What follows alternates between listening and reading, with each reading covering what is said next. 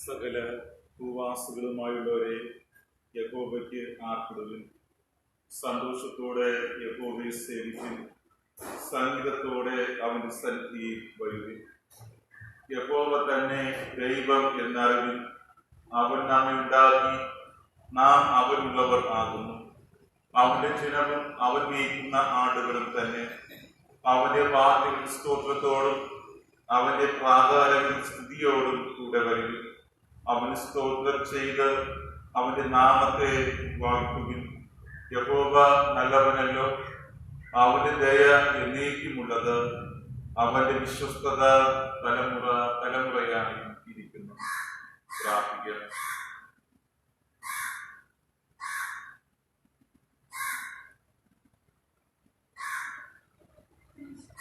മഹാപരിശുദ്ധനും നിത്യനും തീരുമാനമായ ഞങ്ങളുടെ സ്വർഗീയ പിതാവായ ദൈവമേ, അനുഗ്രഹീതമായ മനോഹരമായ ഈ വിശുദ്ധ ദിവസത്തിന്റെ ഈ പ്രഭാതത്തിനായി നന്ദിയോടെ സ്തോത്രം ചെയ്യുന്നു. ദൈവമേ, അങ്ങയുടെ തിരുസന്നിധി ഞങ്ങൾക്ക് ഒരുമിച്ച് കൂടുവാൻ, ഞങ്ങളുടെ ഉള്ളങ്ങളെ ദേശത്തിന്റെ ഉയർത്തുവാൻ, യഥാർത്ഥമായി മനസ്സോടെ അങ്ങേ ആഗ്രഹിക്കുവാൻ അങ്ങ് തന്ന ഈ വിലയേറിയ അവസരത്തിനായി നന്ദി പറയുന്നു. കഴിഞ്ഞ ഒരു ആഴ്ചയുടെ കാലം അങ്ങ് ഞങ്ങളെ ഓരോരുത്തരെയും അത്ഭുതകരമായി അതിശയകരമായി നടത്തി ഞങ്ങൾ ഓർക്കുന്നു.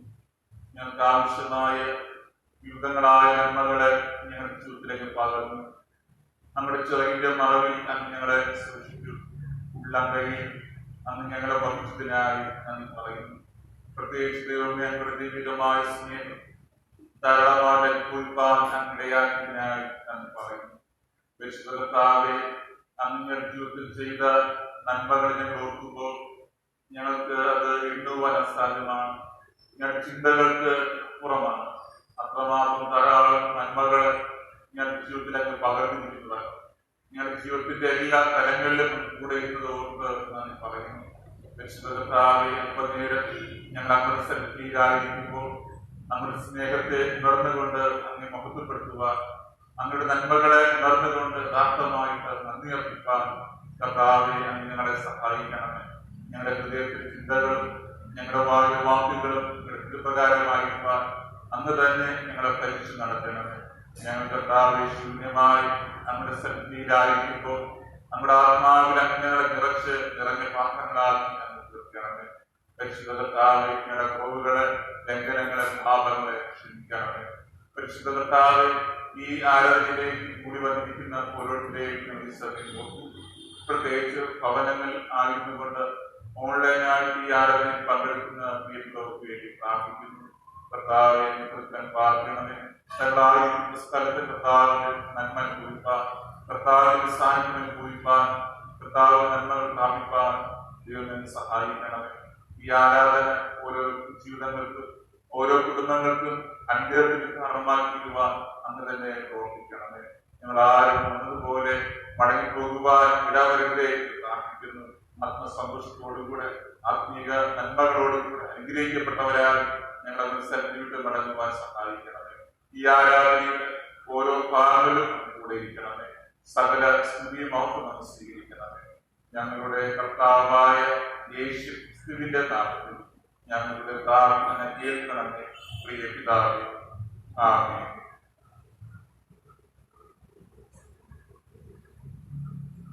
ഇപ്പോൾ 43-ാമത്തെ പാട്ട് പാടും. കീർത്തന പുസ്തകത്തിൽ 43-ാമത്തെ പാട്ട്.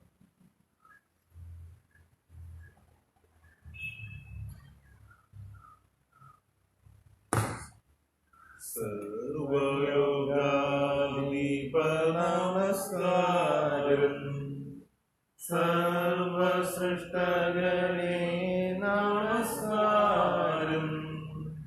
വാനവും ഭൂമിയും സൃഷ്ടി ചെയ്തോനാം ദയപരപിതാവേ നമസ്കാരം. വാനവും ഭൂമിയും സൃഷ്ടി ചെയ്തോനാം ദയപരപിതാവേ നമസ്കാരം. തിരുഅവതാര നമസ്കാരം. ജഗത്തിൻ രക്ഷകനേ നമസ്കാരം. ധരണിയിൽ നരറുയിരോടിരിക്കാനായി കുരിശേറിയോനേ നമസ്കാരം. ധരണിയിൽ നരറുയിരോടിരിക്കാനായി കുരിശേറിയോനേ നമസ്കാരം.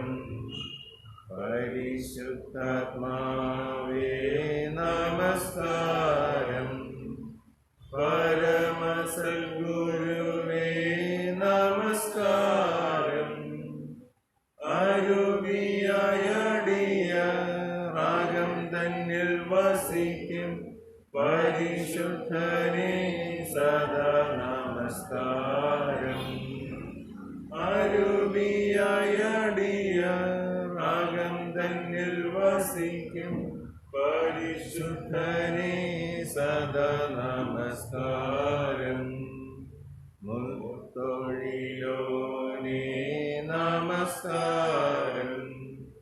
ത്രിയേകദേവ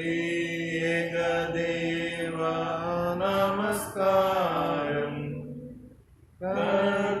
കർത്താദികർത്ത കരുണ സമുദ്രമേ സ്തുത്യ ത്രിയേക നമസ്കാരം. കർത്താദികർത്ത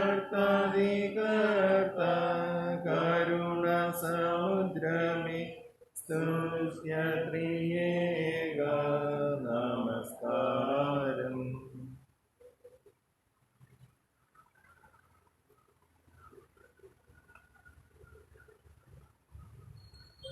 സാധാരണ ആരാധനക്രമം കീർത്തന പുസ്തകത്തിൽ 1-ാമത്തെ സാധാരണ ആരാധനക്രമം നമുക്ക് വായന രൂപത്തിൽ ഉപയോഗിക്കാം.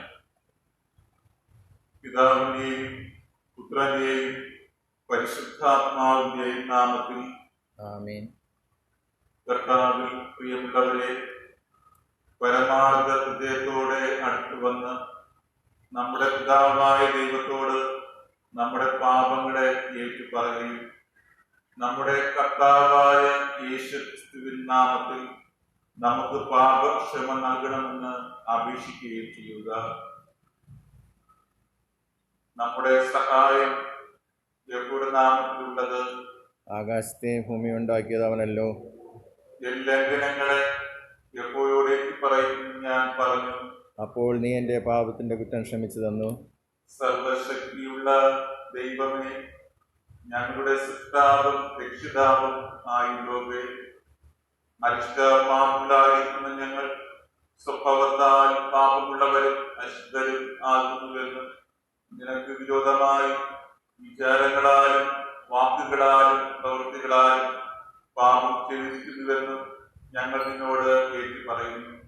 ആകയാൽ ഞങ്ങൾ അഭയം പ്രാപിപ്പാൻ നിന്റെ അളവറ്റ കരുണയ്ക്കായി ഓടി വരികയും ഞങ്ങളുടെ കർത്താവായ യേശുക്രിസ്തു നിമിത്തം ഞങ്ങളോട് കൃപയുള്ളവനാകണമെന്ന് വിനയമായി യാചിക്കുകയും ചെയ്യുന്നു. മഹാകരുണയുള്ള ദൈവമേ, നിന്റെ ഏകജാതനായ പുത്രനെ ഞങ്ങൾക്ക് മരണത്തിന് ഏൽപ്പിച്ചവനെ, ഞങ്ങളോട് കൃപയുണ്ടായി ഞങ്ങളുടെ എല്ലാ പാപങ്ങളെയും അവൻ നിമിത്തം ക്ഷമിക്കണമേ.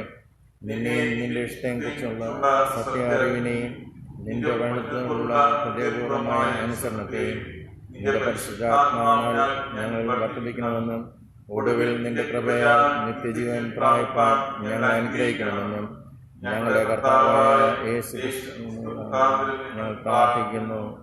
ആമേൻ. നമ്മുടെ സ്വർഗസ്ഥ പിതാവാകുന്ന സർവശക്തിയുള്ള ദൈവം നമ്മോട് കൃപയുണ്ടായി തന്റെ ഏകപുത്രനെ നമുക്ക് പകരം മരണത്തിന് ഏൽപ്പിച്ചിരിക്കുന്നു. അവൻ നിമിത്തം നമ്മുടെ എല്ലാ പാപങ്ങളെയും ക്ഷമിക്കുന്നു. അവന്റെ നാമത്തിൽ വിശ്വസിക്കുന്ന ഏവർക്കും ദൈവമക്കൾ ആകുവാൻ അവൻ അധികാരം കൊടുക്കുന്നു. തന്റെ പരിശുദ്ധാത്മാവിനെ നൽകുമെന്ന വാഗ്ദത്തം തന്നുമിരിക്കുന്നു. വിശ്വസിക്കുകയും സ്നാനമേൽക്കുകയും ചെയ്യുന്നവൻ രക്ഷിക്കപ്പെടും.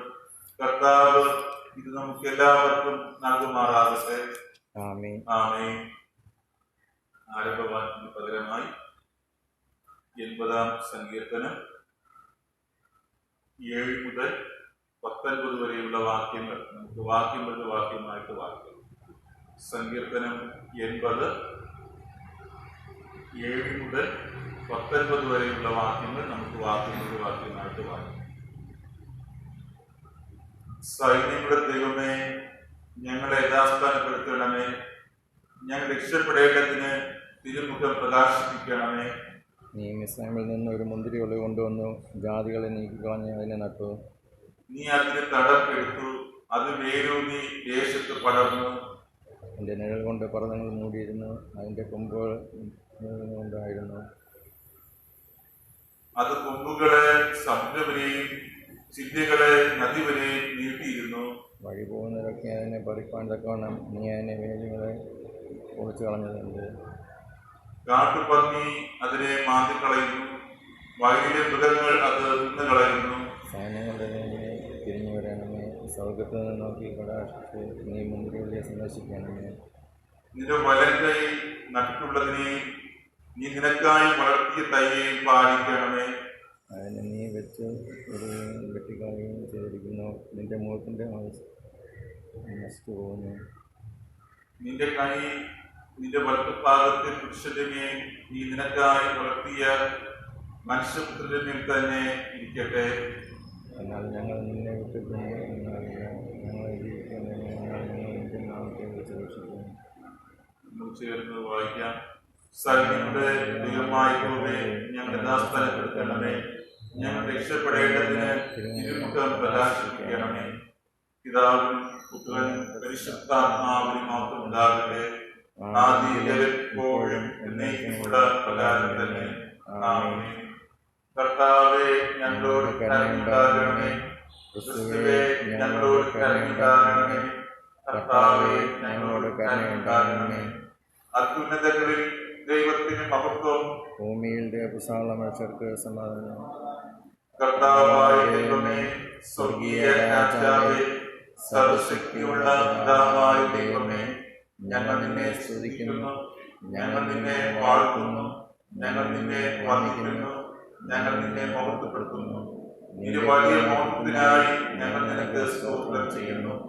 ഏകജാതനായ യേശുവാകുന്ന കർത്താവേ, കർത്താവായ ദൈവമേ, പിതാവിന്റെ പുത്ര, ലോകത്തിന്റെ പാപത്തെ ചുമക്കുന്നവനായി ദൈവത്തിന്റെ കുഞ്ഞാടായവരെ ഞങ്ങളോട് കരുണയുണ്ടാകണമേ.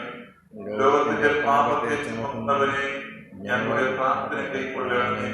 പിതാവായ ദൈവത്തിന്റെ വലത്തുഭാഗത്തിരിക്കുന്നവനെ ഞങ്ങളോട് കരുണയുണ്ടാകണമേ. നീ മാത്രമല്ലോ പരിശുദ്ധൻ, നീ മാത്രം കർത്താവ്, ക്രിസ്തുവേ, നീ മാത്രം പരിശുദ്ധാത്മാവോടുകൂടെ പിതാവായ ദൈവത്തിന്റെ മഹത്വത്തിൽ മഹോന്നതനാകുന്നു. ആമേൻ.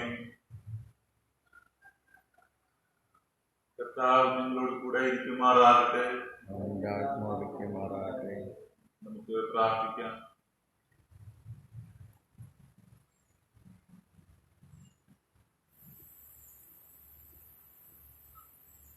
പ്രിയ കർത്താവേ, പിശാചിന്റെ പരീക്ഷകളോട് എതിർത്ത് നിൽപ്പാൻ ശുദ്ധിയുള്ള ഹൃദയങ്ങളോടും മനസ്സുകളോടും കൂടി ഏകസത്യദൈവമായി നിന്നെ പിന്തുടരുവാൻ നിന്റെ ജനങ്ങൾക്ക് കൃപ നൽകണമെന്ന് നിന്നോടും പരിശുദ്ധാത്മാവിനോടും കൂടെ ഏകദൈവമായി കാലാവസരം കൂടാതെ ജീവിച്ചു വാഴുന്ന നിന്റെ പുത്രനും ഞങ്ങളുടെ കർത്താവുമായ യേശു ക്രിസ്തു മുഖാന്തരം ഞങ്ങൾ പ്രാർത്ഥിക്കുന്നു. ആമേൻ. ഇപ്പോൾ പുതിയ പുസ്തകത്തിൽ 218 പാട്ട് പാടാം. പുതിയ പുസ്തകത്തിൽ 218, വലിയ പുസ്തകത്തിൽ 196. വലിയ പുസ്തകത്തിൽ 196.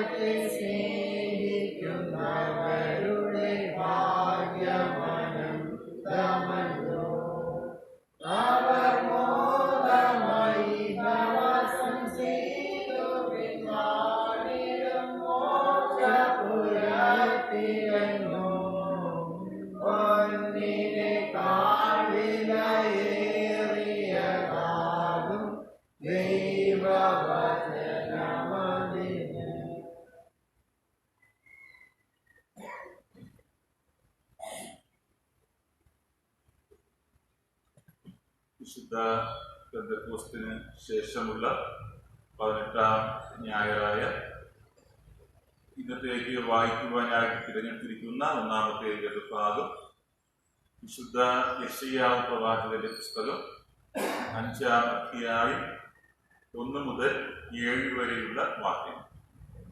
യെശയ്യാവ് പ്രവാചകന്റെ പുസ്തകം 5-ാം അധ്യായം 1 മുതൽ 7 വരെയുള്ള വാക്യം.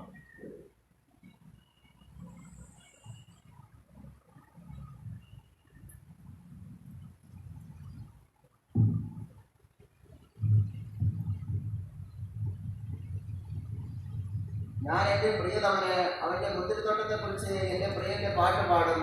എന്റെ പ്രിയതമന് ഏറ്റവും ഫലവത്തായ ഒരു കുന്നിന്മേൽ ഒരു മുന്തിരിത്തോട്ടം ഉണ്ടായിരുന്നു. അവൻ അതിന് വേലി കെട്ടി അതിനെ കല്ല് പെറുക്കി കളഞ്ഞു. അതിൽ നല്ലവക മുന്തിരി വള്ളി നട്ടു. നടുവിലൊരു ഗോപുരവും പണിതു. ഒരു ചക്ക് വിട്ടു.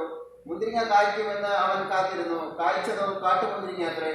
ആകയാൽ യെരൂശലേം നിവാസികളും യെഹൂദാ പുരുഷന്മാരുമായുള്ളവരെ, എനിക്കും എന്റെ മുന്തിരിത്തോട്ടത്തിന് മധ്യേ വിധിപ്പിൻ. ഞാൻ എന്റെ മുന്തിരിത്തോട്ടത്തിൽ ചെയ്തിട്ടുള്ളതല്ലാതെ ഇനി അതിൽ എന്ത് ചെയ്യുവാനുള്ളൂ? മുന്തിരിങ്ങ കായ്ക്കുമെന്ന് ഞാൻ കാത്തിരുന്നാറ് അത് കാട്ടുമുന്തിരിങ്ങ എത്രയും കായ്ച്ചത് എന്ത്?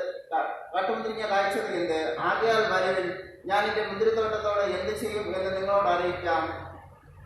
ഞാൻ അതിന്റെ വേലി പൊളിച്ചു കളയും, അത് തിന്നു പോകും. ഞാൻ അതിന്റെ മതിൽ ഇടിച്ചു കളയും, അത് ചവിട്ടി മെതിച്ചു പോകും. ഞാൻ അതിനെ ശൂന്യമാക്കും, അത് വള്ളിത്തലം മുറിക്കാതെയും കിളിക്കാതെയും ഇരിക്കും. പാറക്കാരെയും മുള്ളും അതിൽ മുളയ്ക്കും. അതിൽ മഴ പെയ്ക്കരുതെന്ന് ഞാൻ മേഘങ്ങളോട് കൽപ്പിക്കും. സൈന്യങ്ങളുടെ യഹോവയുടെ മുന്തിരിത്തോട്ടം ഇസ്രായേൽ ഗൃഹവും അതിന്റെ മനോഹരമായ നടുതല യഹൂദാ പുരുഷന്മാരുമാകുന്നു. അവൻ ന്യായത്തിനായി കാത്തിരിക്കുന്നു, എന്നാൽ ഇതാ അന്യായം, നീതിക്കായി നോക്കിയിരിക്കുന്നു. ഇവിടെ ഒന്നാമത്തെ വേദഭാഗം വായിച്ചു തീർന്നു. വായിക്കുവാനായിട്ട് തിരഞ്ഞെടുത്തിരിക്കുന്ന ലേഖന വേദഭാഗം വിശുദ്ധ അപ്പോസ്തലനായ പൗലോസ് ഫിലിപ്പിയ സഭയ്ക്ക് എഴുതിയ ലേഖനം 3-ാം അധ്യായം 4-ാം വാക്യം മുതൽ 4-ാം വാക്യത്തിന്റെ 2-ാം ഭാഗം മുതൽ 14-ാം വാക്യം. വിശുദ്ധ ഫിലിപ്പിയർക്ക് എഴുതിയ ലേഖനം 3-ാം അധ്യായം 4-ാം വാക്യത്തിന്റെ 2-ാം ഭാഗം മുതൽ 14-ാം വാക്യം. വിശുദ്ധ ഫിലിപ്പിയർക്ക് എഴുതിയ ലേഖനം 3-ാം അധ്യായം 4-ാം വാക്യത്തിന്റെ 2-ാം ഭാഗം മുതൽ 14-ാം വാക്യം.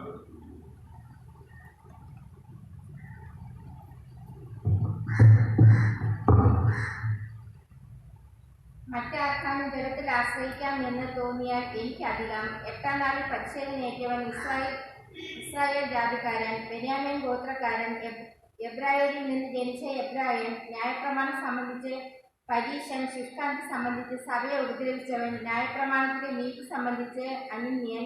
എങ്കിലും എനിക്ക് ലാഭമായിരുന്നതൊക്കെയും ഞാൻ ക്രിസ്തു നിമിത്തം ഛേദമെന്ന് എണ്ണിയിരിക്കുന്നു. അത്രയുമല്ല, എന്റെ കർത്താവ് യേശുക്രിസ്തു യേശുവിനെ കുറിച്ചുള്ള പരിജ്ഞാനത്തിന്റെ ശ്രേഷ്ഠത നിമിത്തം ഞാൻ ഇപ്പോഴും എല്ലാം ഛേദമെന്ന് എണ്ണുന്നു.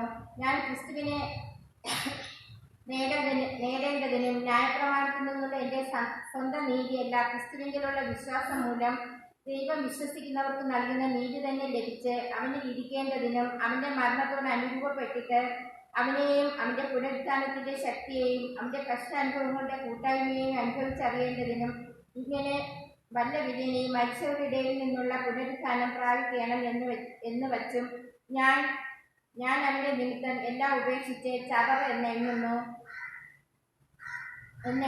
ലഭിച്ചു കഴിഞ്ഞു എന്നോ തികഞ്ഞവനായി എന്നോ അല്ല, ഞാൻ ക്രിസ്തു യേശുവിനാൽ പിടിക്കപ്പെട്ടിരിക്കുന്നത് കൊണ്ട് എനിക്കും അത് പിടിക്കാമോ എന്ന് വെച്ച് പിന്തുടരുന്നതേയുള്ളൂ. സഹോദരന്മാരെ, ഞാൻ പിടിച്ചിരിക്കുന്നു എന്ന് നിരൂപിക്കുന്നില്ല. ഒന്ന് ഞാൻ ചെയ്യുന്നു, പിൻപിലുള്ളത് മറന്ന് മുൻപിലുള്ളതിന് ആത്മം കൊണ്ട് ക്രിസ്തു യേശുവിൽ ദൈവത്തിന്റെ പരമവിളിയുടെ വിരുദിനായി രാത്രിയിലേക്ക് ഓടുന്നു. ഇവിടെ ലേഖന ഭാഗം വായിച്ചു തീർന്നു. സഭയ്ക്കെഴുതിയിട്ട് ഹല്ലേലൂയ പാടും.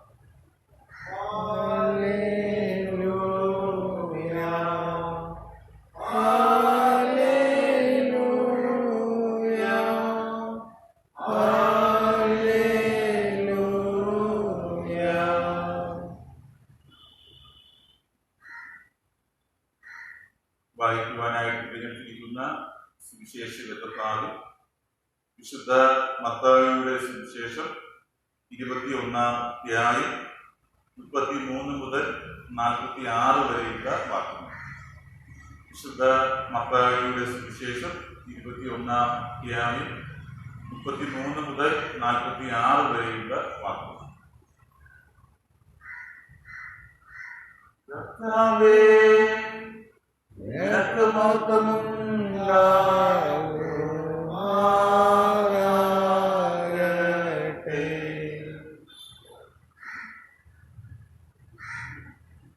മറ്റൊരു ഉപമ കേൾപ്പിൻ. ഗൃഹസ്ഥനായ ഒരു മനുഷ്യൻ ഒരു മുന്തിരിത്തോട്ടം നട്ടുണ്ടാക്കി, അതിന് വേലി കെട്ടി അതിൽ ചക്കി കുഴിച്ചിട്ട് ഗോപുരവും പണിതു. പിന്നെ കുടിയാന്മാരെ പാട്ടത്തിന് ഏൽപ്പിച്ചിട്ട് പരദേശത്ത് പോയി. പലകാലം സമീപിച്ചപ്പോൾ തനിക്കുള്ള അനുഭവം വാങ്ങേണ്ടതിന് അവൻ ദാസന്മാരെ കുടിയാന്മാരുടെ അടുക്കൽ അയച്ചു. കുടിയാന്മാരോ അവന്റെ ദാസന്മാരെ പിടിച്ച് ഒരുത്തിനെ തല്ലി, ഒരുവനെ കൊന്നു, മറ്റൊരുവനെ കല്ലെറിഞ്ഞു. അവൻ പിന്നെയും മുമ്പലത്തെങ്കിലും അധികം ദാസന്മാരെ അയച്ചു. അവരോടും അവർ അങ്ങനെ തന്നെ ചെയ്തു. ഒടുവിൽ അവൻ, എന്റെ മകനെ അവർ ശങ്കിക്കും എന്ന് പറഞ്ഞു മകനെ അവരുടെ അടുക്കൽ അയച്ചു. മകനെ കണ്ടിട്ട് കുടിയാന്മാർ, ഇവൻ അവകാശി, വരുവിൻ, നാം അവനെ കൊന്ന് അവന്റെ അവകാശം കൈവശമാക്കുക എന്ന് തമ്മിൽ പറഞ്ഞു. അവനെ പിടിച്ച് തോട്ടത്തിൽ നിന്ന് പുറത്താക്കി കൊന്നുകളഞ്ഞു. ആകയാൽ മുന്തിരിത്തോട്ടത്തിന്റെ ഉടയവൻ വരുമ്പോൾ ആ കുടിയാന്മാരോട് എന്തു ചെയ്യും? അവൻ ആ വല്ലാത്തവരെ വല്ലാതെ നിഗ്രഹിച്ച് തക്ക സമയത്ത് അനുഭവപ്പെടുത്തുന്ന വേറെ കുടിയാന്മാർക്ക് തോട്ടം ഏൽപ്പിക്കും എന്ന് അവർ അവനോട് പറഞ്ഞു. യേശു അവരോട്, വീട് പണിയുന്നവർ തള്ളിക്കളഞ്ഞ കല്ല് മൂലക്കല്ലായി തീർന്നു. ഇത് കർത്താവിനാൽ സംഭവിച്ചു, നമ്മുടെ ദൃഷ്ടിയിൽ ആശ്ചര്യവുമായിരിക്കുന്നു എന്ന് നിങ്ങൾ തിരുവെഴുത്തുകളിൽ ഒരിക്കലും വായിച്ചിട്ടില്ലയോ? അതുകൊണ്ട് ദൈവരാജ്യം നിങ്ങളുടെ പക്കൽ നിന്ന് എടുത്ത് അതിന് ഫലം കൊടുക്കുന്ന ചാതി കൊടുക്കും എന്ന് ഞാൻ നിങ്ങളോട് പറയുന്നു. ഈ കല്ലിന്മേൽ വീഴുന്നവൻ തകർന്നു പോകും. അത് ആരുടെ മേലെങ്കിലും വീണാൽ അവനെ ധൂളിപ്പിക്കും എന്ന് പറഞ്ഞു. അവന്റെ ഉപമകളെ മഹാപുരോഹിതന്മാരും പരീശന്മാരും കേട്ടിട്ട് തങ്ങളെ കൊണ്ട് പറയുന്നു എന്ന് അറിഞ്ഞ് അവനെ പിടിപ്പാൻ അന്വേഷിച്ചു. എന്നാൽ പുരുഷാരം അവനെ പ്രവാചകൻ എന്ന് എണ്ണുക കൊണ്ട് അവരെ ഭയപ്പെട്ടു. ഇവിടെ സുവിശേഷകരുടെ ഭാഗം വായിച്ചു.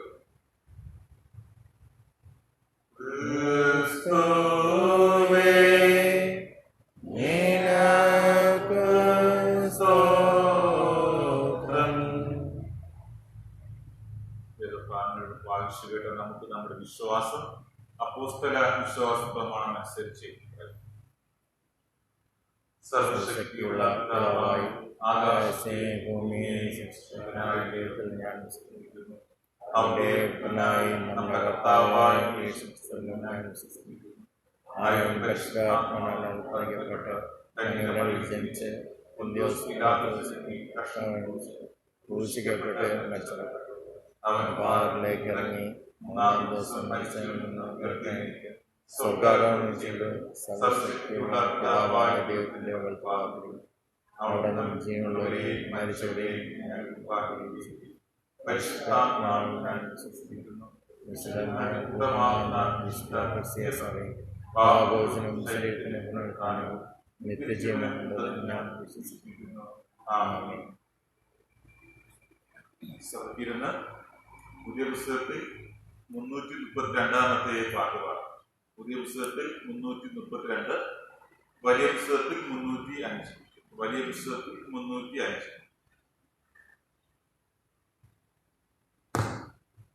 നീയല്ലോ ഞങ്ങൾക്കുള്ള ദിവ്യ സമ്പത്തേശുവേ, നീയെല്ലാം ഭൂമിയാഗ്രഹിപ്പാനാരുമേ,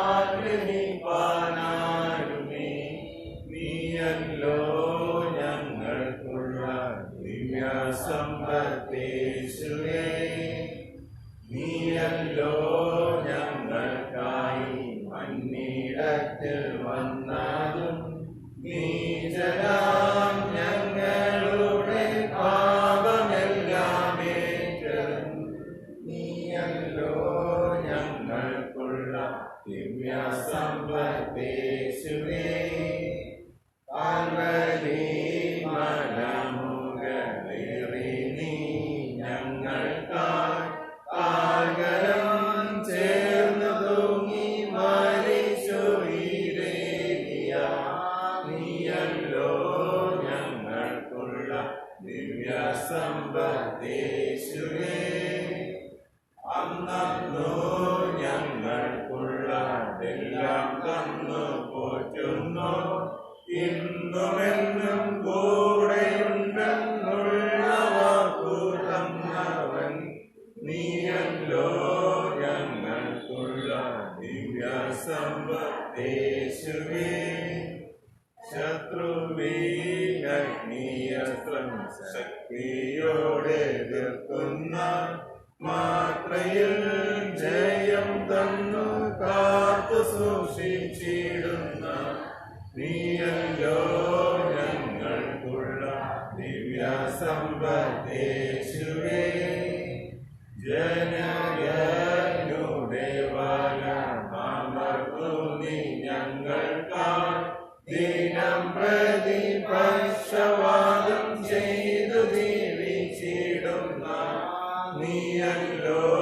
ഞങ്ങൾക്കുള്ള ദിവ്യസമ്പത്തേശുവേ ലോകത്തിൽ ഞങ്ങൾക്കുള്ളതെല്ലാം നഷ്ടമാകിലും ലോകത്താൽ നിത്യം ദുഷിച്ചിടും പൊന്നേശുവേ നീയല്ലോ ഞങ്ങൾക്കുള്ള ദിവ്യസമ്പത്തേശുവേ നിത്യജീവമൊഴികൾ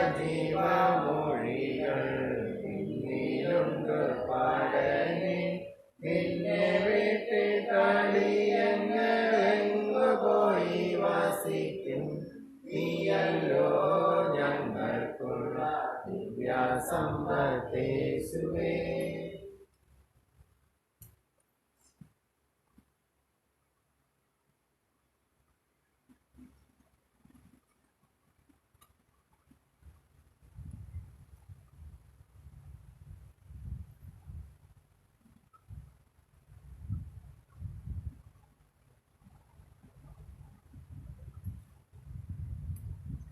പിതാവായ ദൈവത്തിൽ നിന്നും പുത്രനും രക്ഷകനുമായ ക്രിസ്തുയേശുവിൽ നിന്നും നിങ്ങൾക്ക് ഇവർക്കും കൃപയും സമാധാനവും ലഭിക്കുമാറാകട്ടെ.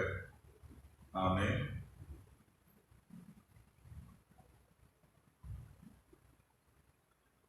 വിശുദ്ധ പെന്തക്കോസ്തിന് ശേഷമുള്ള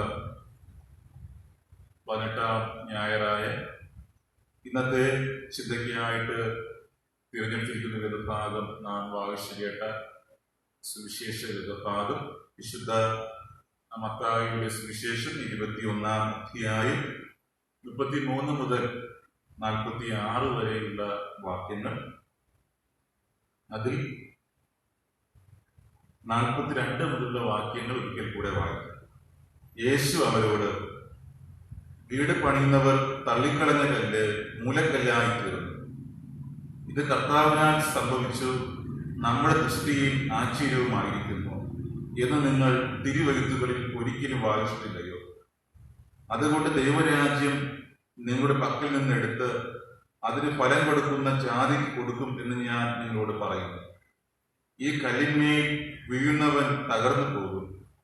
അത് ആരുടെ മേലെങ്കിലും വീണാൽ അവനെ ധൂളിപ്പിക്കും എന്ന് പറഞ്ഞു.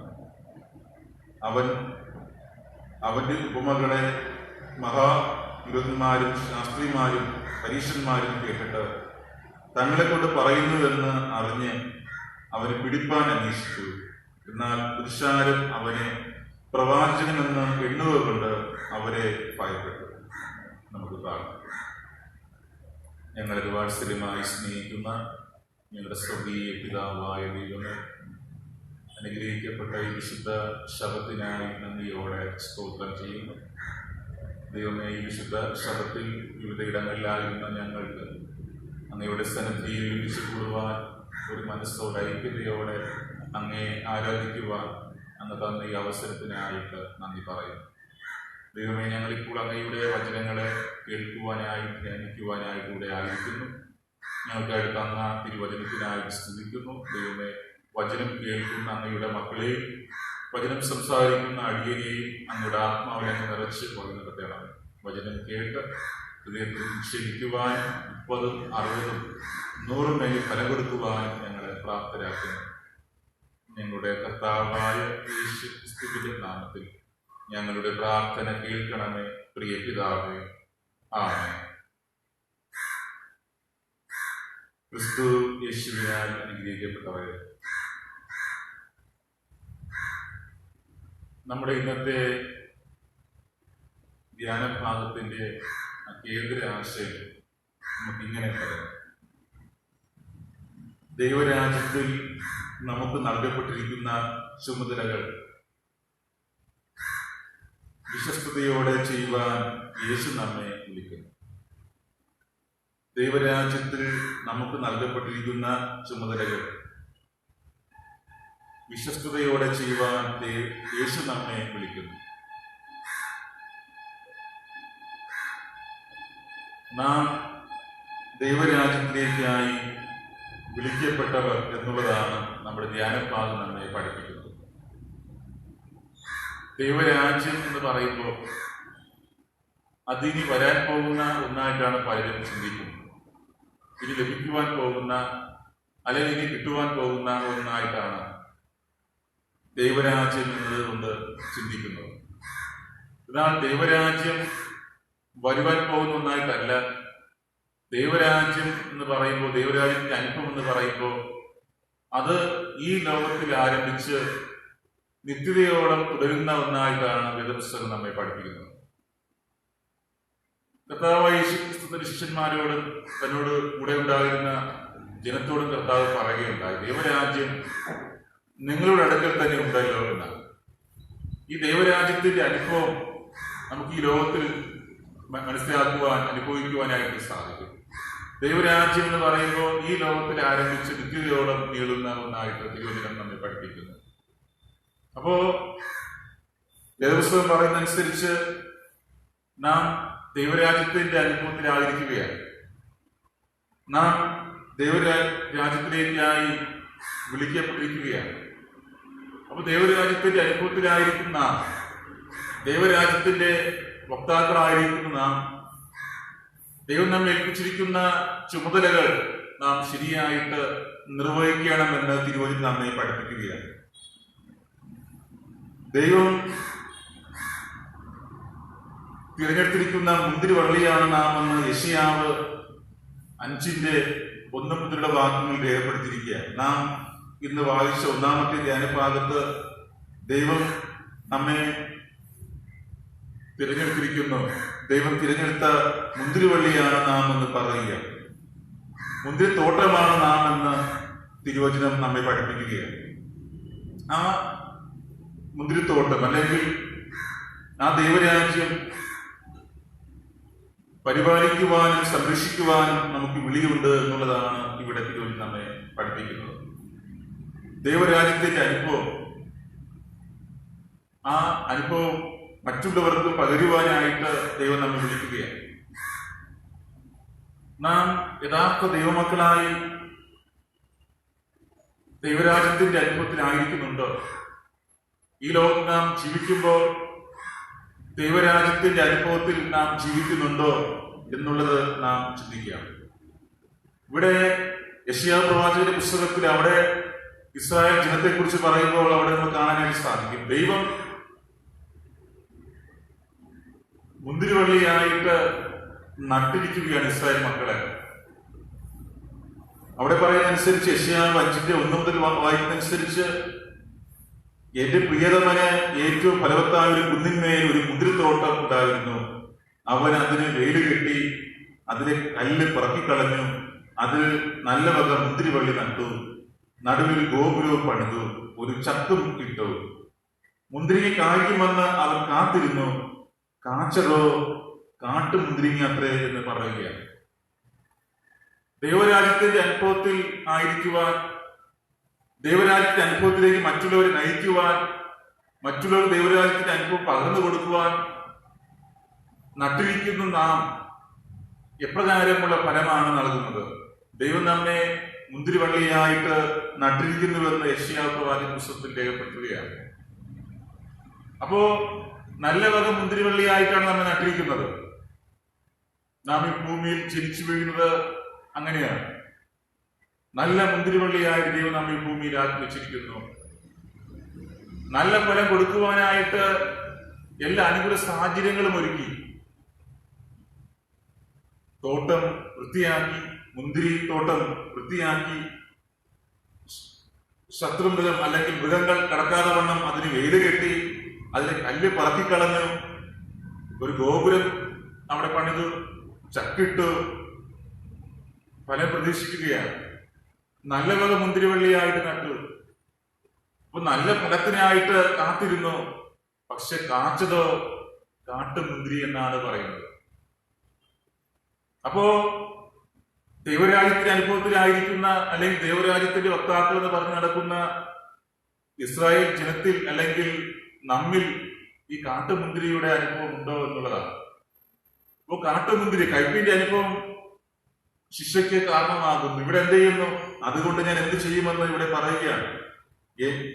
എനിക്കും എന്റെ മുന്തിരിത്തോട്ടത്തിന് മധ്യ വിധിപ്പിൻ. ഞാൻ എന്റെ മുന്തിരിത്തോട്ടത്തിൽ ചെയ്തിട്ടുള്ളതല്ലാതെ അതിനി എന്താണ് ചെയ്യുവാനുള്ളത് എന്നിവിടെ പറയുകയാണ്. ആകയാൽ വരുവിൻ, ഞാൻ എന്റെ മുന്തിരിത്തോട്ടത്തോട് എന്ത് ചെയ്യുമെന്ന് നിങ്ങളെ അറിയിക്കാം.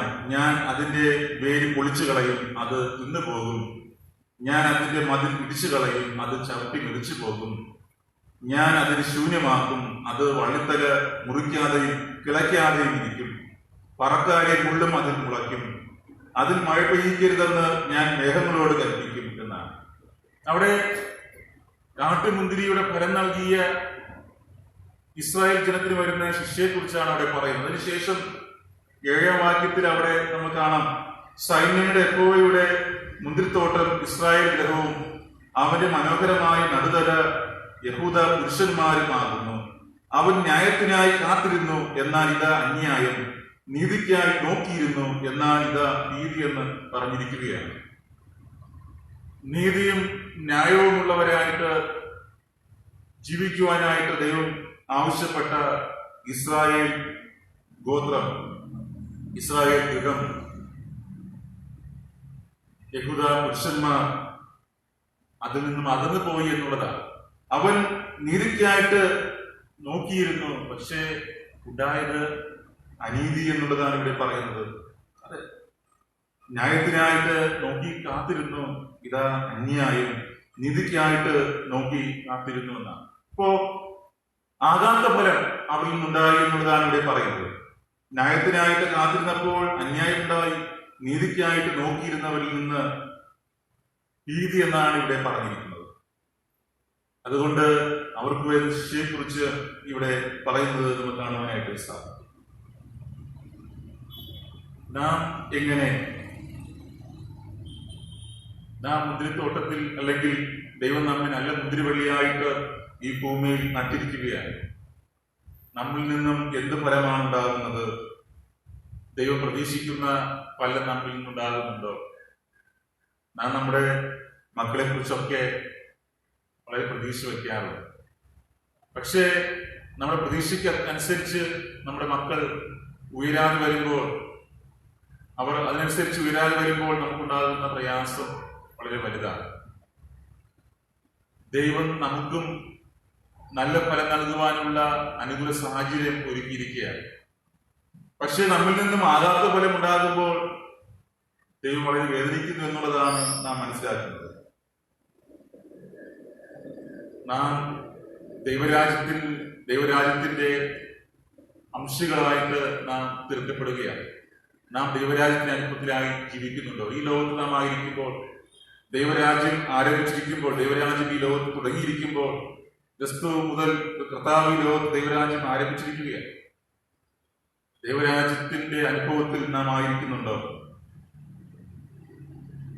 തള്ളിക്കളഞ്ഞ കല്ല് ദൈവരാജ്യത്തിന്റെ മൂലക്കല്ല് എന്നാണ് ഇവിടെ പറഞ്ഞിരിക്കുന്നത്. തള്ളിക്കളഞ്ഞ കല്ല് ദൈവരാജ്യത്തിന്റെ മൂലക്കല്ല്. തള്ളിക്കളഞ്ഞ കല്ലായിട്ട് ഇവിടെ പറഞ്ഞിരിക്കുന്നത് കർത്താവായ യേശു ക്രിസ്തുവിനെയാണ്. കർത്താവായ യേശു ക്രിസ്തുവാണ് തള്ളിക്കളഞ്ഞ കല്ലായിട്ട് ഇവിടെ പറഞ്ഞിരിക്കുന്നത്. അത് ദൈവരാജ്യത്തിന്റെ മൂലക്കല്ലല്ല. കർത്താവാണ് ദൈവരാജ്യത്തിന്റെ മൂലക്കല്ല്. ക്രിസ്തുവിലൂടെ മാത്രമേ നമുക്ക് ഈ ദൈവരാജ്യത്തിന്റെ പൂർണ്ണ അനുഭവത്തിൽ എത്തുവാനായിട്ട് സാധിക്കും.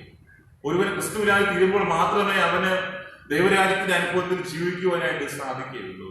അവനാണ് മൂലക്കല്ല്, അവനാണ് ആണിക്കല്ല് എന്ന് തിരുവചനം നമ്മെ പഠിപ്പിക്കുകയാണ്.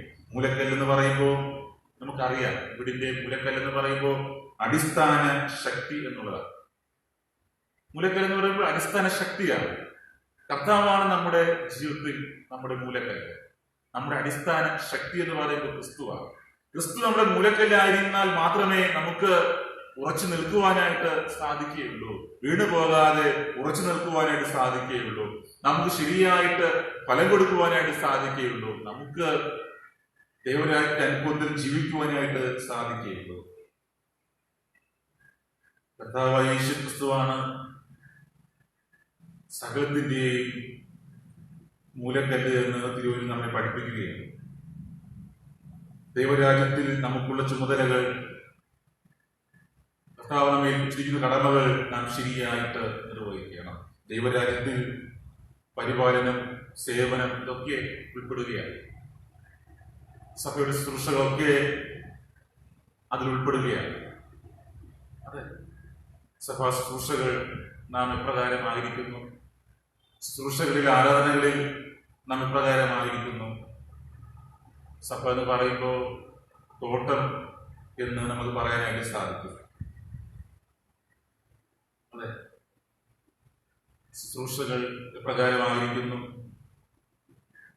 തോട്ടം കാക്കുവാൻ, പരിപാലിക്കുവാൻ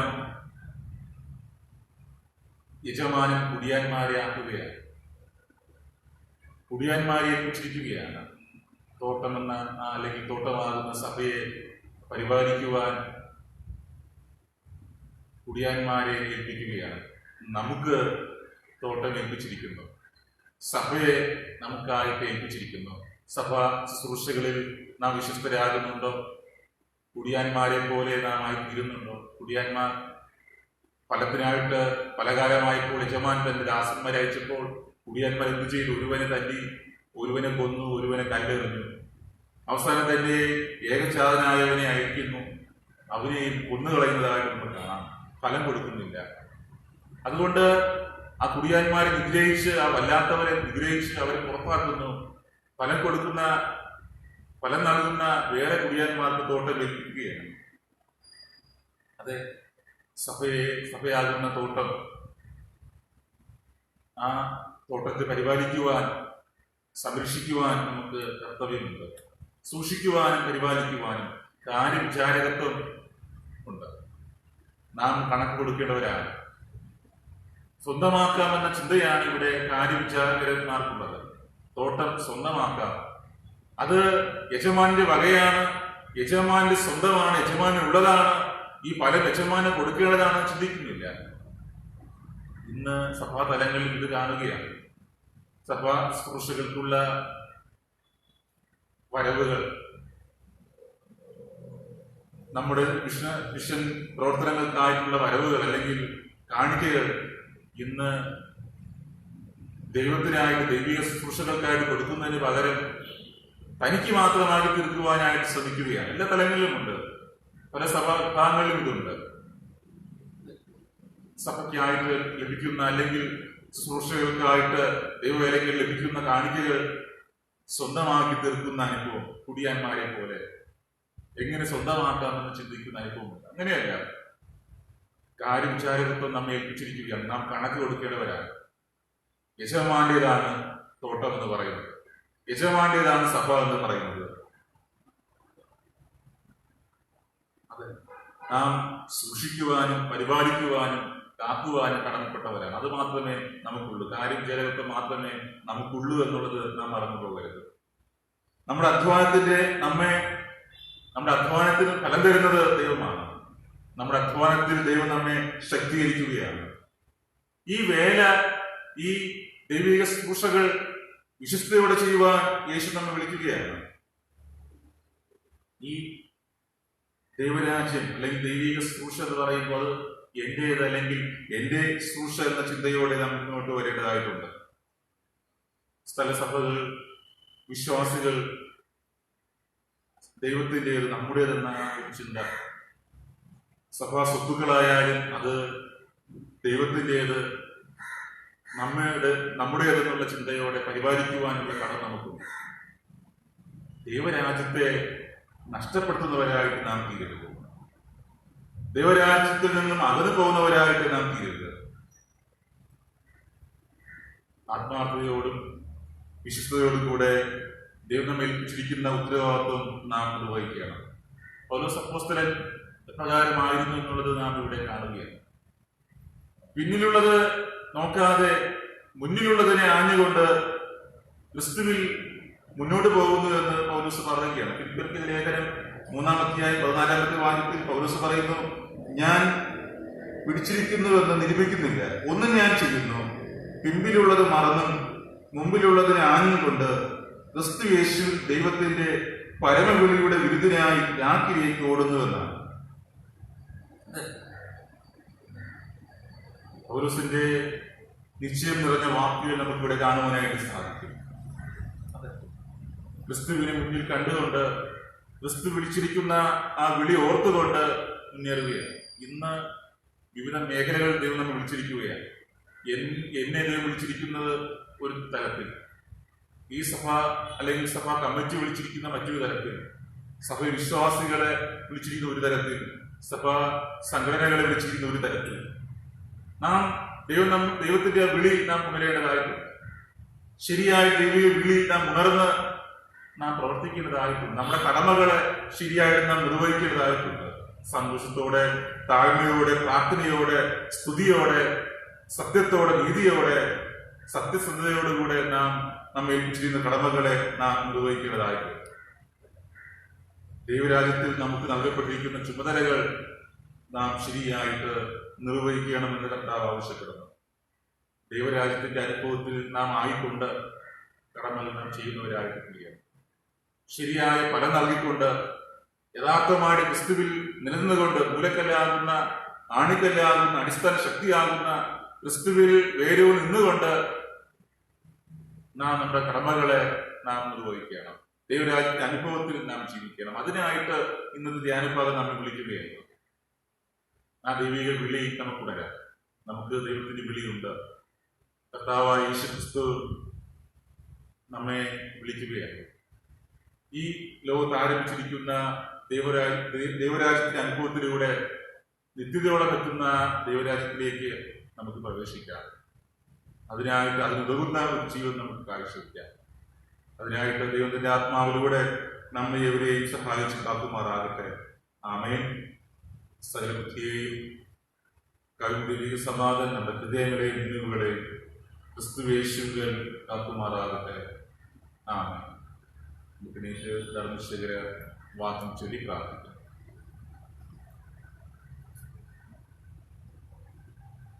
ദൈവമേ, നിർമ്മലമായൊരു ഹൃദയം എന്നിൽ സൃഷ്ടിച്ചു, സ്ഥിരമായൊരാത്മാവേ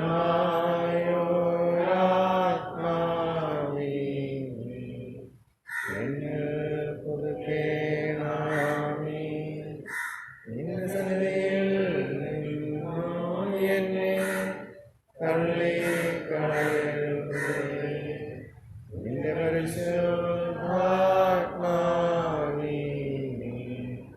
എന്നിൽ നിർത്തിയുമാരുതേ. നിന്റെ രക്ഷയുടെ സന്തോഷം എനിക്കു തിരികെ തരണമേ. മനസ്സെടുക്കമാത്മാവേ എന്നെ താങ്ങണമേ.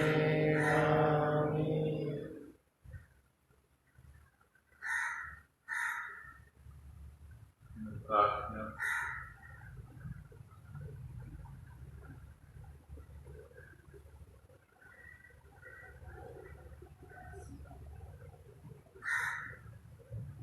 ഞങ്ങളുടെ ജീവന്റെ നാഥനും ധർമ്മസ്ഥനുമായിരിക്കുന്ന ഞങ്ങളുടെ സ്വർഗീയ പിതാവായിരിക്കുന്നു.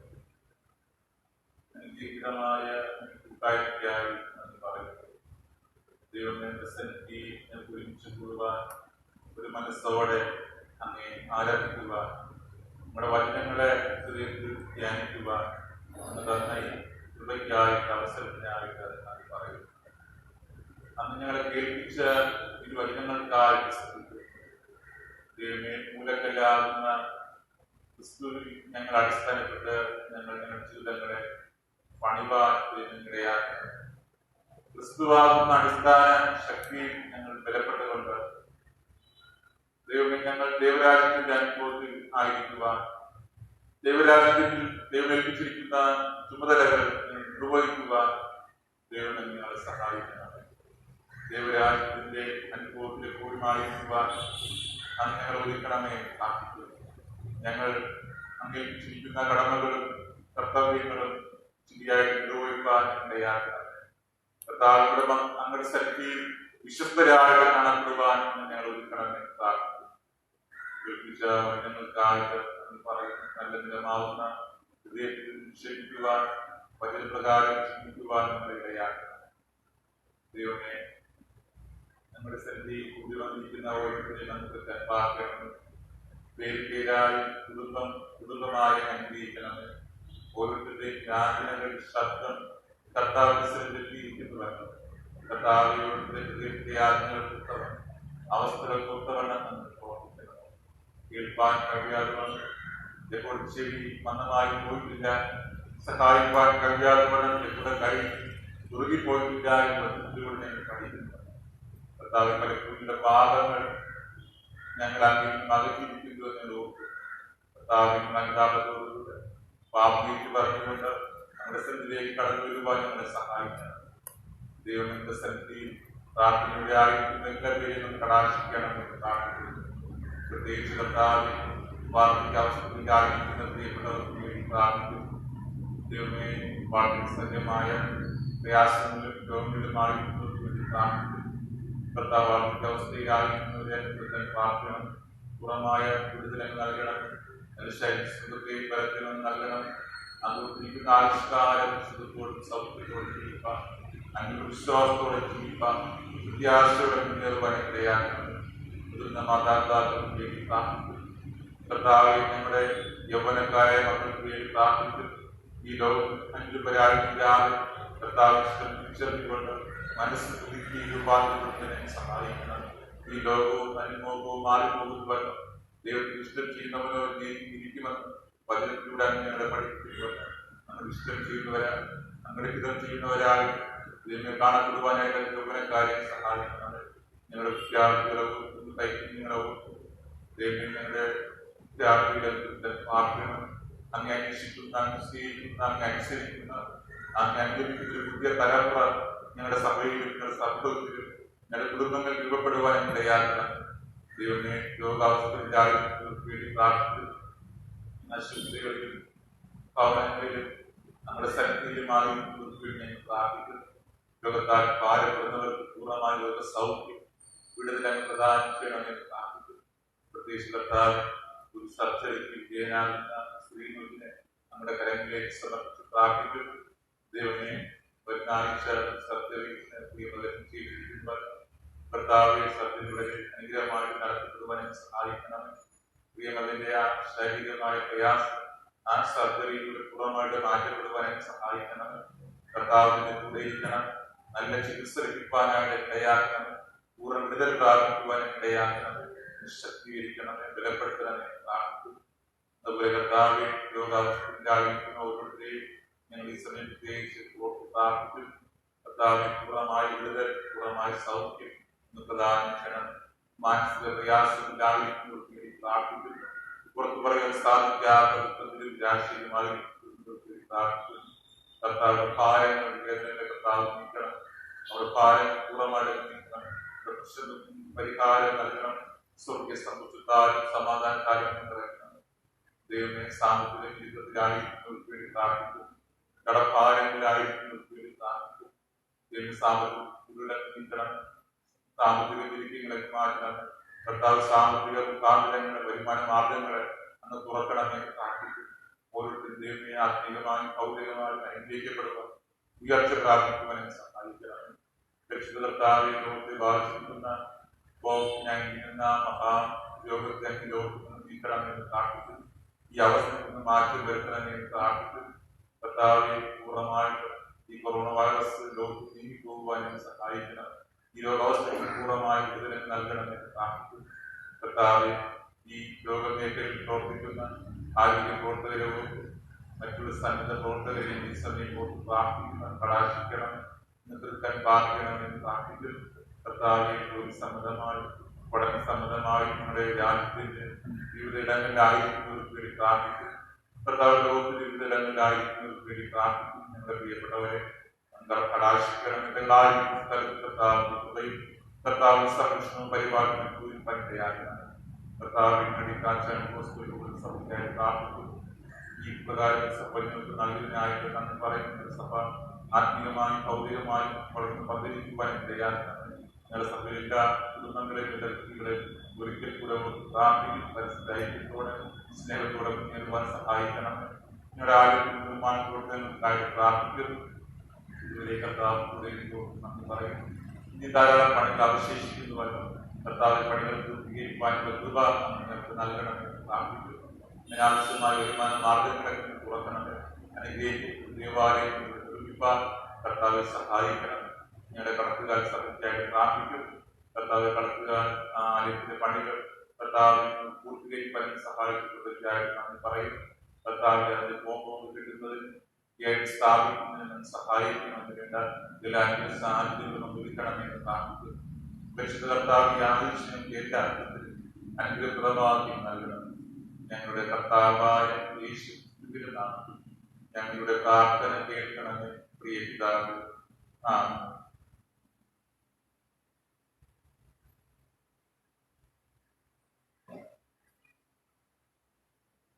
ഇപ്പോൾ പുതിയ പുസ്തകത്തിൽ 423 പാട്ട് പാടാം.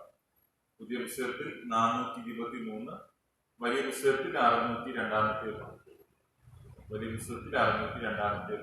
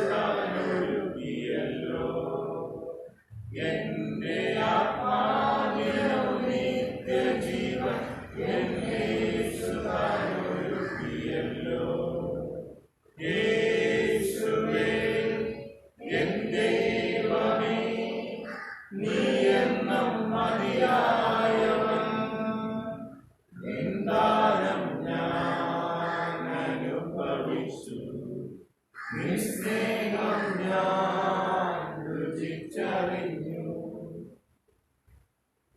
നമുക്ക് നീറ്റ് പ്രാർത്ഥിക്കാം.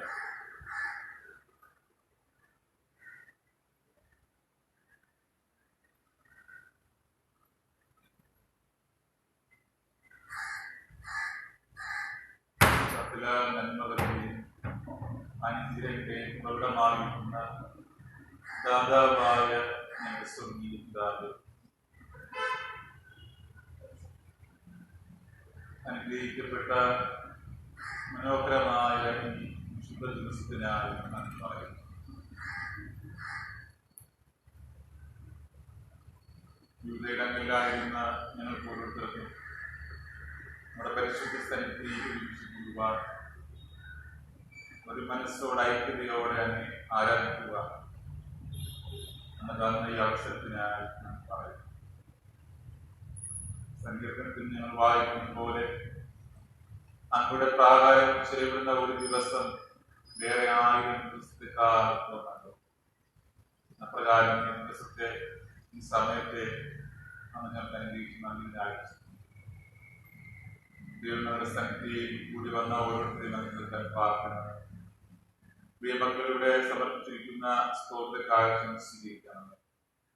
കൂടുതലായി ദൈവാലയത്തിന് പഠിച്ചിട്ട് വേണ്ടി നൽകുവാനുള്ള പ്രാപ്തിയും സമൃദ്ധിയും സാമ്പത്തിക ഭദ്രതയും നമുക്ക് നൽകണമെന്ന് പ്രാർത്ഥിക്കുന്നു. ദൈവമേ, ആലയത്തിന്റെ നിർമ്മാണ പ്രവർത്തനങ്ങൾക്കായി കവർ കാണിക്കൊണ്ടിരിക്കുന്ന ക്രിസ്തുദാസ് എന്ന പ്രിയ പിതാവിനെയും സ്വർഗസ്വദാസിനെയും സമയം പ്രാർത്ഥിക്കുന്നു. പരിശുദ്ധ കർത്താവേ, ഞാൻ പ്രാർത്ഥിക്കണമേ. ആലയത്തെക്കുറിച്ചുള്ള ആ എരിവും ആലയത്തെക്കുറിച്ചുള്ള ആ നല്ല കാഴ്ചപ്പാടിനും നന്ദി പറയുന്നു. പ്രിയ കുടുംബാംഗങ്ങളെ ഞാൻ പ്രാർത്ഥിക്കണമേ.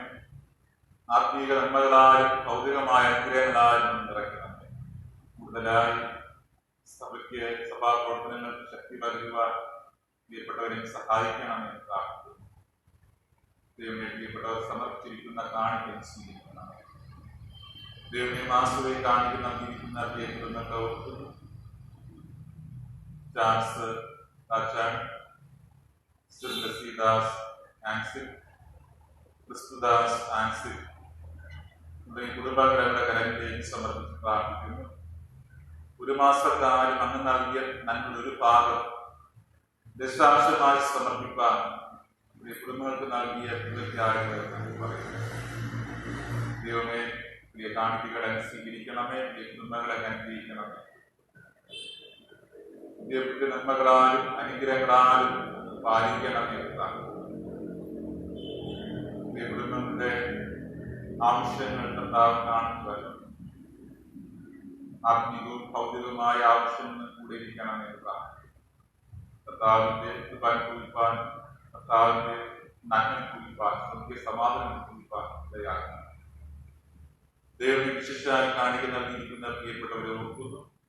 സരോജിനി എന്ന പ്രിയ കുടുംബനാഥയോട് പ്രാർത്ഥിക്കുന്നു. സുഖമില്ലാതെയായിരിക്കുന്ന സരോജിനി എന്ന പ്രിയ മാതാവിനെ പ്രാർത്ഥനമേ. ആവശ്യമായിരിക്കുന്ന സുഖത്തെയും ബലത്തെയും പ്രദാനം ചെയ്യണം.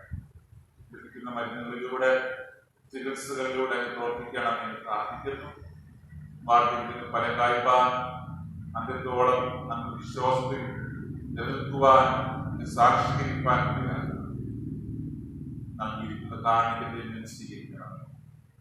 പരിശുദ്ധ കർത്താവെ, 6ാം വിവാഹ വാർഷികം ആഘോഷിക്കുന്ന ദീപു ലിൻസിനെയും ഇഷാ ദീപുവിനെയും കർത്താവിന്റെ കരങ്ങളിലേക്ക് സമർപ്പിച്ച് പ്രാർത്ഥിക്കുന്നു.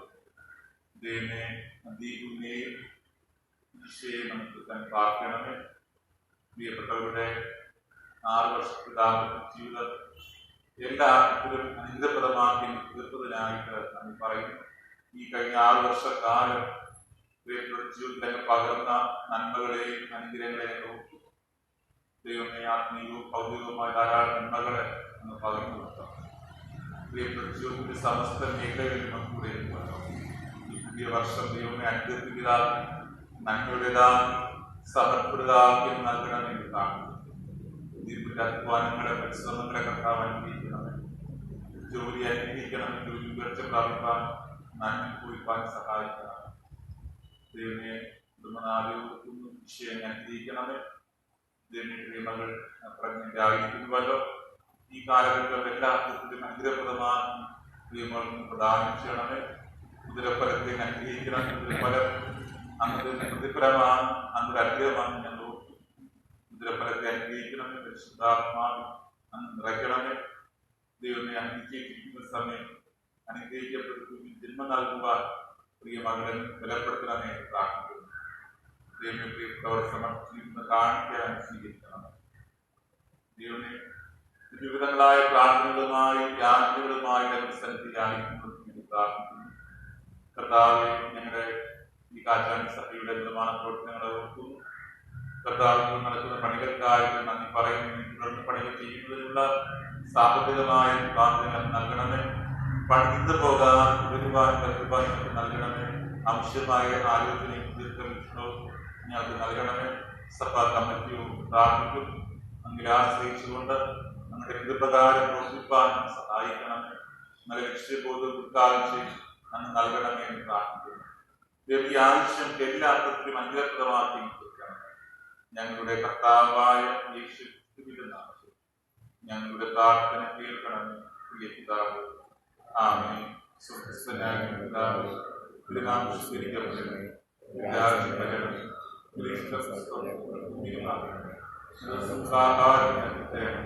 ഞങ്ങളുടെ കാര്യം പോലെ പാപകടങ്ങളെ പ്രപഞ്ചം കർത്താവേ രാജ്യവും ശക്തിയും മഹത്വവും എന്നേക്കുമല്ലോ.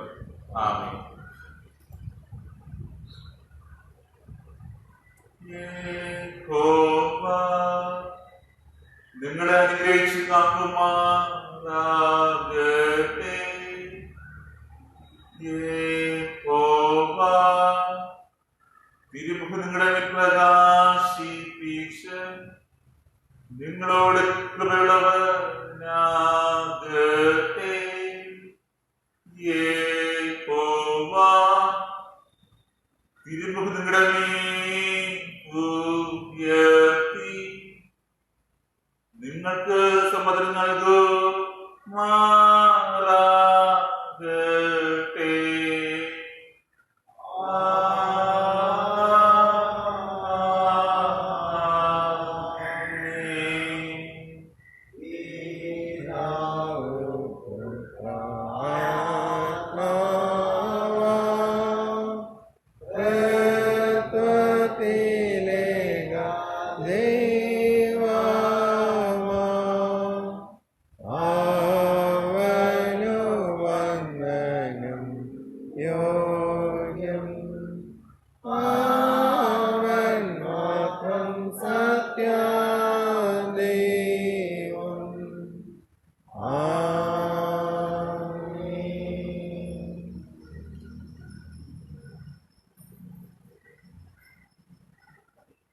ശ്രദ്ധിക്കാം, അറിയിപ്പ് ശ്രദ്ധിക്കാം.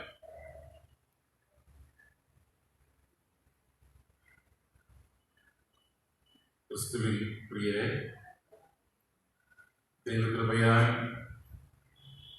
നമ്മുടെ കാച്ചാണി സഭയുടെ ആലയത്തിന്റെ നിർമ്മാണ പ്രവർത്തനങ്ങൾ വീണ്ടും പുനരാരംഭിക്കുവാനായിട്ട് ദൈവം സഹായിച്ചു. പണികൾ നടന്നു വരികയാണ്. നിങ്ങളുടെ വ്യക്തിപരമായ പ്രാർത്ഥനയിലും കുടുംബ പ്രാർത്ഥനയിലും നമ്മുടെ ഈ പള്ളിപ്പണിയുടെ കാര്യങ്ങൾ ഓർത്ത് പ്രാർത്ഥിക്കണമെന്ന് പ്രത്യേകിച്ച് അറിയിക്കുകയാണ്.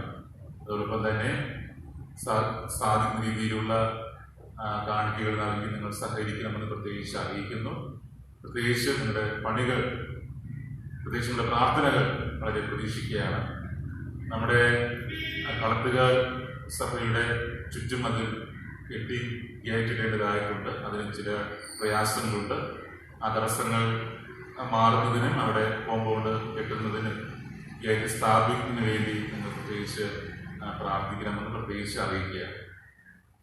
അടുത്ത ഞായറാഴ്ച മാസൂരി കാണിക്ക് സമർപ്പിക്കേണ്ട ഞായറാഴ്ച. മറ്റ് അറിയിപ്പുകൾ സഭയുടെ സെക്രട്ടറി അറിയിക്കും.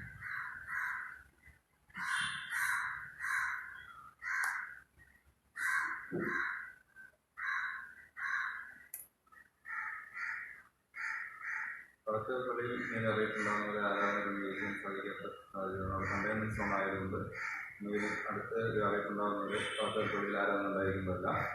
ഇന്ന് വൈകുന്നേരം 5 മണി മുതൽ നമ്മുടെ പള്ളിയുടെ പണികൾ ഉണ്ടായിരിക്കുന്നതാണ്. മണൽ മുകളിലേക്ക് എത്തിക്കുന്ന പണികളുണ്ട്. എല്ലാവരുടെയും ആത്മാർത്ഥമായ സഹകരണം പ്രതീക്ഷിക്കുന്നു. പുതിയ ചെറുപ്പതി പദ്ധതി ഈ മാസം ആരംഭിക്കുകയാണ്. പേര് നൽകിയിട്ടുള്ളവർ അതിൻ്റെ തുക എന്നിവയെന്ന് അറിയിക്കുന്നു. ഭവനങ്ങളിലെ കാണിക്കപ്പടിയിൽ കാണിക്ക ഇപ്പോൾ വീടുകളിലൊന്നും കളക്ട് ചെയ്യാൻ സാധിക്കാത്ത സാഹചര്യമാണ്. അതിനാൽ എല്ലാവരും കാണിക്കപ്പെട്ട് പള്ളിയിൽ കൊണ്ടുവരണമെന്ന് അറിയിക്കുന്നു. വരുന്ന ഞായറാഴ്ച മാസവരി ഞായറാണ്. എല്ലാവരും ദിവസം എടുക്കണമെന്ന് അറിയിക്കുന്നു. അതിൽ പ്രധാനപ്പെട്ട അറിയിപ്പുണ്ട്. ഭവനങ്ങളിൽ വിശേഷ ആരാധന ക്രമീകരിക്കുന്നവർ അത് മുൻകൂട്ടി പാസ്റ്റർ അനുവാദം വാങ്ങി സമയം നിശ്ചയിച്ചതിന് ശേഷം മറ്റുള്ളവരെ അറിയിക്കുന്നത് വളരെ നന്നായിരിക്കും. പാസ്റ്റർ ഒത്തിരി ജോലി ഭാഗമുണ്ട്. ഒന്ന് കളത്തുകാർ ആരാധന ക്രമീകരിക്കണം. ഇവിടുത്തെ ആരാധനയുണ്ട്. ഒരു സൺഡേ സ്കൂളിൻ്റെ പ്രൊമോട്ടറാണ്. എല്ലാവരും കൂടി ജോലി ഭാഗം ഒരുപാടുള്ളതുകൊണ്ട് ആ സമയം മുഴുവൻ ക്രമീകരിച്ചതിന് ശേഷം മറ്റുള്ളവരെ അറിയിക്കാൻ ശ്രദ്ധിക്കണമെന്ന് അറിയിക്കുന്നു.